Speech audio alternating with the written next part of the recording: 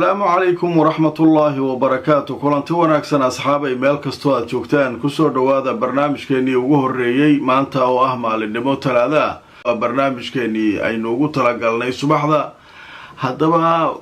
barnaamijka waxaynu ku faahfaahin doonaa qodobo aad muhiim u ah dhamaantood waxaynu kaga hadli doonaa xaaladaha dagaalka culus ee u dhaxeeya Iran iyo Israa'iil haddaba maxaa soo kordhay tan iyo intaynu kala maqnayn xalay saq dhexe waxaan soo geliyay barnaamij war degdeg ah oo arrimo kala duwan ka hadlay waa daawateen intiina badan saan qiyaasayo maxaa ka soo kordhay sheekooyinkaas hadda xaaladdu halkee maraysa waxyaabo la yaab leh ayaa soo baxay Israa'iiliyiintii oo badda ku cararaya wasiirkii gaadiidka Israa'iil haweenay ku qaylinaysa oo leh warjooga xagee u socotaan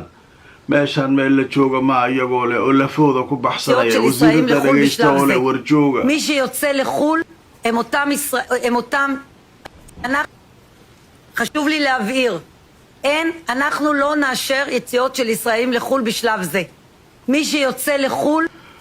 waatahay waxaa sidoo kale aan idiin soo gudbin doonaa ninkii Donald Trump ahaa xalay sababtuu uga soo cararay maxay ahayd dalka Canada muxuu sameeyay wuxuu weerar ku qaaday ninka la yiraahdo Macron been buu iga sheegay laakiin wax ka daran uu sheegay wixii Macron uu sheegay haddaba sheekooyin la yaab leh oo Trump ku saabsan waan idin hayaa Israa'iil iyo Iran halka ay kala marayaan waan idin hayaa iyadoo Iran saacadihii la soo dhaafay ay nagta ka gelisay Israa'iil iyadoo dhanka kale Israa'iilna ay sheegtay inay diyaarado drone meel kala duwan ku weerartay gudaha Iran haddaba wanaagsan asxaabay meel kastoo aad joogtaan ku soo dhawaada barnaamijkeena ugu horeeya maanta oo talaada aan idiin soo gudbinayo wararku way isku xigxigaan midba markiisa ayuu noo dhiibi doonaa warar badan ayaan idin hayaa oo aad u xiiso leh laakiin marka hore waxaan ka bilaabayaa hadda aan idinla hadlayo maxaa soo kordhay hadda waxaa saaran telefishinka Al Jazeera war degdeg ah haddaba Al Jazeera waxay leedahay ciidanka ilaalada kacaanka Iran waxay sheegeen in mawjad cusub oo gantaalo ay ku weerari doonaan Israa'iil ciidamada ilaalada kacaanka Iran waxay sheegeen in ciidankoodu ay wax yar kadib weerari doonaan Israa'iil oo gantaalo markaa ay ku harqin doonaan waxay sheegeen inay sii wadi doonaan howlgalladooda oo markaa ay ku hayaan waxay ku tilmaameen saanuuniyadda marka ugu dambeysana ay ka takhalusi doonaan waa bilow nuule gantaalo ayaan hadda bilaabanay marka waa soconay hawshaas ilaa nimankan aan ka takhalusno wax maaratay hawsha kasoo ka hagaagay ma jiraan ilaa nimankan aan ka takhalusno le hawshaas halkaasay maraysaa dhanka kale waxaan idin tusayaa weerarkii xalay lagu qaaday Israa'iil wax kasta way samaysay inay ka hortagto waa loo sii sheegay waa ku soo socdaa waa ku garaacaya waa hadda waxa la yiri waliba wax yar waay waliba ma la isgaarin mar walba wax yar waay leeyahay amkaasha nagta laga gelnaa Tel Aviv al-Kubra hadin saldhigyo military hadin meel kala duwan ay waxay leeyihiin Iraaniyiintu dukum daakum ka dhigin marka aayaddu soo saakay iyo hadda aan idila hadlayo xaaladdu waxay tahay Al Jazeera waxay leedahay warbaahinta Israa'iil waxay sheegeen 20 kooxood oo kala duwan oo kuwa dabka damiya ah inay ka shaqeynayaan 8 goobood oo uu dab ka kacay xalay ilaa saakay ka holcayo oo gantaalihii Iran ay ka mid tahay ofiisada qolyaha gurmadka ah iyo ambalaasyada ayaa ka shaqeynaya hawshaas 20 kooxood 20 oo dawaaqim ah leeyahay dawaaqimka waxa waaye nimankan bandamdamiska iyo ambalaaska iyo qolyaha gurmadka degdega leeyahay 20 kooxood ayagoo ay ka shaqeynayaan waayahay marka waxa la isweydiinayaa marka maxaa loo heli waayay waxyaabo badan fiidiyoyo badan maxaa loo heli waayay oo la duubay oo nimankan sida loo garaacayo sida guryahooda ay u baaba'een sidii markii hore oo kale maxaa loo heli waayay fiidiyoyada warbaahinta maxay u soo saari weysay Israa'iil qaarkood haddaba meesha su'aalo badan ah jira haddaba markaan idin tuso telefishinka Al Jazeera ayaa xogta soo helay wuxuu leeyahay Israa'iil waxay mamnuucday in markaa sawirro lasoo faafiyo oo ku saabsan sawaariikhda iiraan meelaha ay ku dhaceen gaar ahaan deegaanka ay aadka u holciyeen ee leero hadsiliya warbaahinta Israa'iil waxay sheegayaan in laga mamnuucay inay sawirro noocaasa isticmaalaan oo ay diraan oo markaa sawirrada loo diidan yahay oo fiirsada sawirrada ma la diri karaa jugteena waa qarsanaynaa annaga noo yaale laakiin saasoo ay tahay waxbaa soo baxsanay waxa meelaha socdo holcaayo oo meesha basaskii oo dhan wada gubanayaan oo aljaziira saaran iyo waxaasoo dhan aa ujeedaan waa waxyaabo yaryar oo soo baxsaday laakiin maxaa leeyahay hawshu intaa ka badan intaas way ka badan tahay hawshu marka waxaa leeyahay xaalku halkaasuu maraa waayahay dhanka kale Israa'iiliyiintu iyaguna waxay sheeganayaan oo ay leeyihiin waxaan dilnay abaanduulaha cusub ee ciidanka Iiraan laakiin Iiraaniyiintu dhankooda wali wax tafaasiila kama soo saarin waxay sidoo kale Israa'iiliyiintu sheegayaan iyaguna saaka inay dhowr weerar qaadeen oo isugu jira diyaarado gantaalo iyo diyaaradaha droonka ah Tabriis meel leeyahay ayay waxay sheegeen diyaarado droona inay ku weerareen marka meeshaasu la isma dhaafay nagtaa la isku hayaa labada dhinac nimankan ilaalada kacaankuna waxay leeyihiin maba la isgaarin xalay waxa la sugayay ilaa waqti dambe ku gaaray laftirkeega xalay waa dhafran waxaan islahaa xalay nimanka kanu waxay soo fasaxi doonaan waxay hayaan laakiin meesha gaad ma jirta 10 xabo dhowr iyo 10 xalay marka waxa leeyahay 20 mara iyo 30 mara kontonkaasa nagta looga saaray kontonkaasa dhowr jeer loo kala qaybiyay kontonkiyaaba la qaban waayay oo macnaha holaca iyo waxa meesha ka kacay waa la yaabay dhanka kale Shiinaha ayaa war soo saaray wuxuu leeyahay waataan barnaamijkii degdega xalay saqdhaxa ku sheegay muwaadiniinteeda hadda ka baxaan saaka war kale soo saareen waxay leeyihiin Trump isaga ka mas'uul ah bariga dhexe waxa ka socda sheekaduna haday sii socoto waxyaabo waaweyn ee salka la gali doonta garanaysaa waa la iskugu imad doonaa meesha garoonkaas qof walba iska soo xaadirin doonaa marka meesha waxa ka cad lagu leeyahay Iiraan inay leedahay gadaal dambe dad ka taagan inkastoo aysan muuqanin laakiin ilaa hadda Iiraan iyo Israa'iil waa la isla sugayeen Mareykan gabgabtiisa xalay hal ay diyaariyo qolka iyo kan iyo waxa sheekadiisu u tagi doonaa Trump laakiin sheekadaas meesha iska joogta waxyaabo kale oo soo baxaa jira qaar kamid ah warbaahinta Israa'iil waxay leeyihiin dawladda Israa'iil Netanyahu iyo ragiisu waxay aad uga baqayaan Turkiga iyo Pakistan وفرصة شيكاً وشيكاً عادي أهين واي أو أريجا الله ياب بحيوجا بقيان وحيرادين أردوغان وانو بنجور متغانين معناها وحبين وهذا الكوكو الله وح قلبي يدي سكوتشري وحروا إنه سماي وكلا الله أردوغان وحليه أن وضع كشقينا أنا هوش سماينا بكواي ده وحك جرمله تركي إيران حدودي ليهين باكستان إيران حدودي ليهين أو في سنة ماشاس ووحا وميمسن تركي إيران حدودي ليهينو وحي تركي أو ربو ماشاسو سوقي لا باكستان وحي ربطو ماشاس سوقي لين تركي حدودي سواحر باكستان حدودي دادك والاق حري ماشاس مركو وحي رادين أناقو خالكاس وحا كغبنا sheeka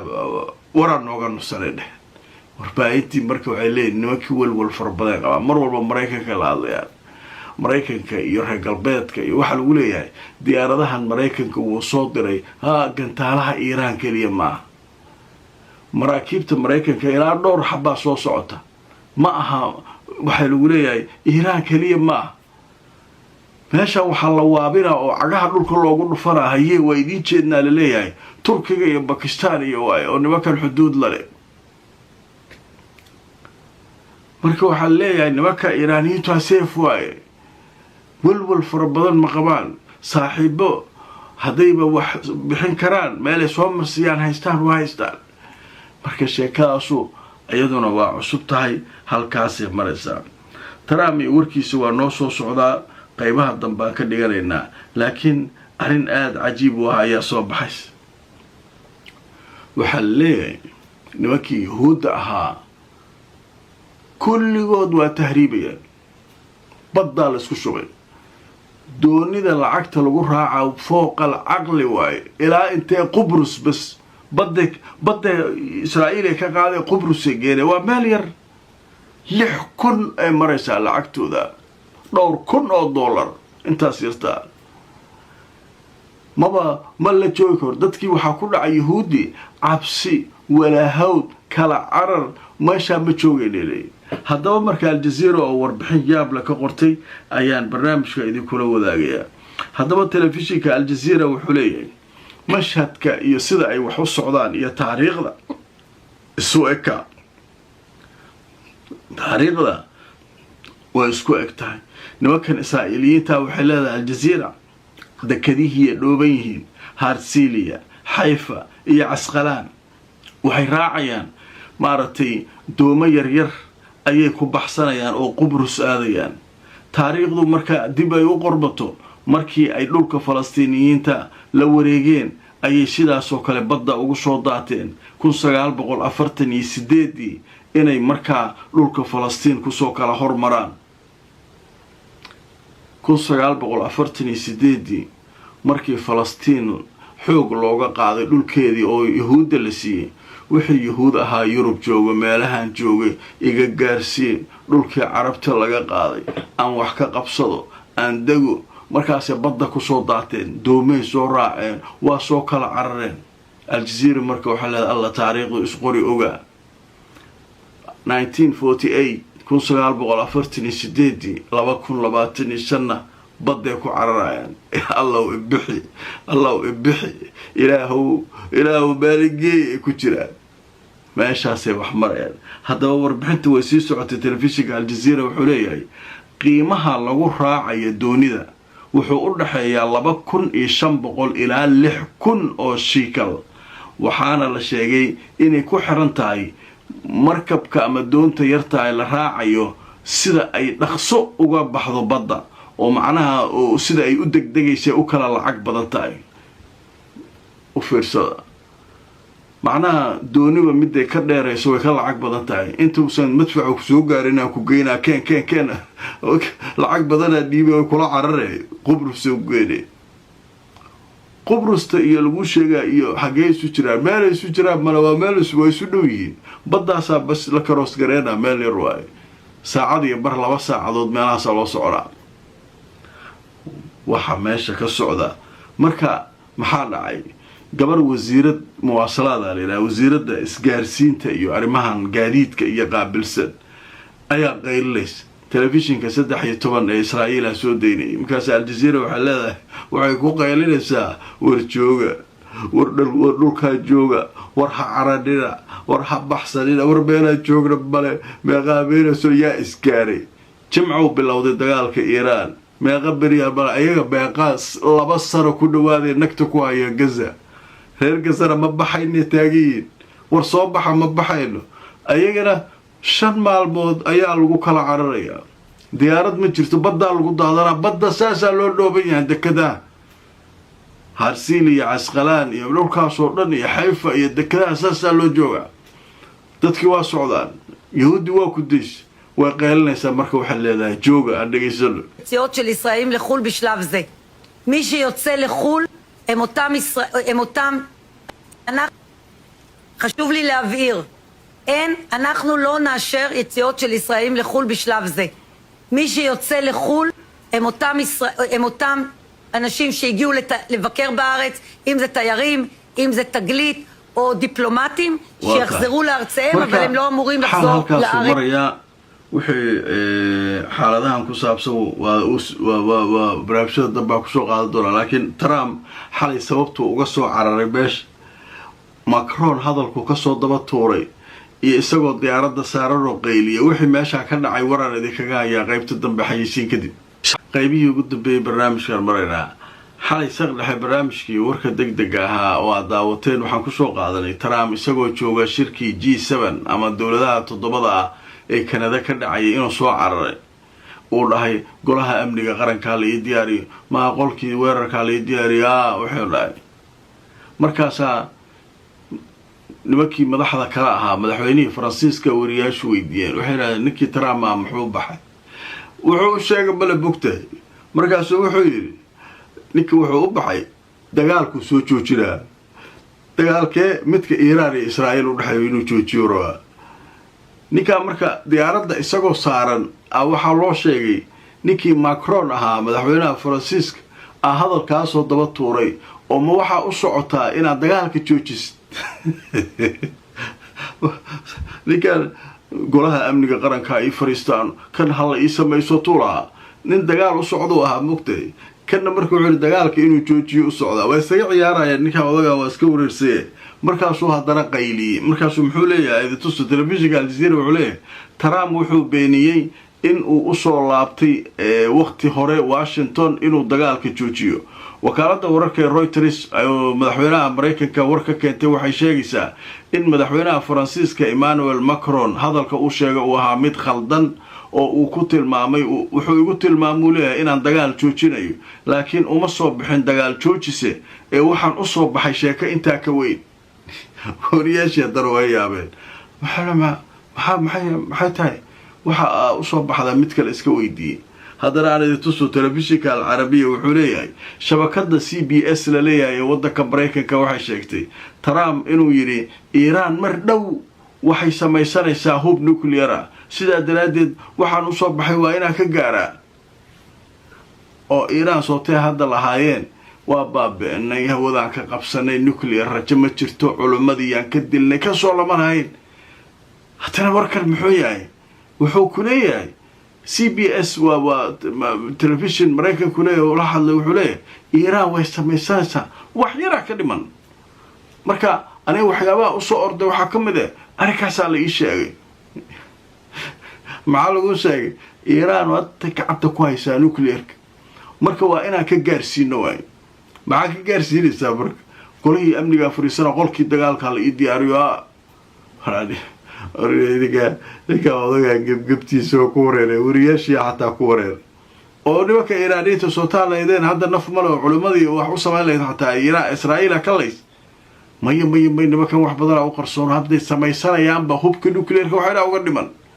marka waa in qolooyinka aniga ila shaqeeya wada hadallada ay qaabilsan degdeg ay Iiraan ula fariistaan hadda saxiix ay dhahaan haddii saxiix weeso anaga weerarin adeero barbarsiyo kale ma u raadinaa nimankan hadda Israa'iil dagaalka soo gasho ma rabta barka meeshaas baasha laga socda barnaamijkii waa laga taa saxaabay wixii cusub waa idin soo aruurin doona haddana oo marka ku saabsan xaaladaha ku xirno mar walba barnaamijyadeeda xaqiiqda ku salaysan inagoo mar walba idin la wadaagna macluumaadka iyo wararka aan soo gudbinayno halka ay ka yimaadeen barnaamijka la gareeyo oo sheer gareeyo fakarkiinuna waa muhiim qodobka ay leedahay fakar ka dhiiba soo qor fariintaada barnaamijkana subscribe ka ilooba YouTube ka Facebook ana follow gareeyo inta aan mar kale kulmayno asxaabay nabadgelyo